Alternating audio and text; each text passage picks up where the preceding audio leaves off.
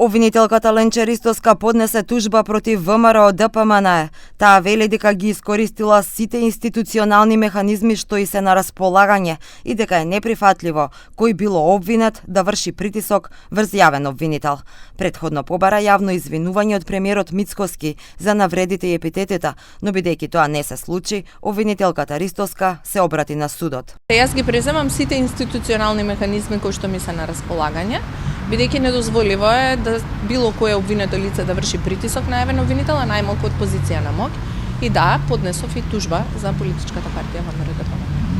Поднесов за премиерот, како што е јавно објавено, известување до Советот на јавни обвинители како институција која што е задолжена за заштита на самостојноста на јавните обвинители. Ристоска е дел од јавното обвинителство во Скопје и ги застапува случаите Талир 1 и Талир 2 против поранешни функционери на ВМРО ДПМН и партијата како правно лице за нелегално финансирање.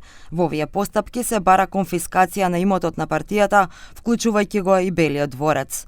Владата рече дека е чудно како Ленче Ристоска се препознала во таа јавна изјава, иако премиерот Мицкоски не го спомена името на обвинителот. Премиерот Христијан Мицкоски не ја спомена Ленче Ристоска по име и презиме во интервјуто. Тој зборуваше за просечност, а чудно е што Ленче Ристоска се идентификуваше во тоа интервју. Обвинителката согласно правилникот за обезбедување и гарантирање на независноста на јавните обвинители писмено го извести Советот на јавни обвинители дека со ваков јавен говор се нарушува нејзината независност во вршењето на функцијата јавен обвинител.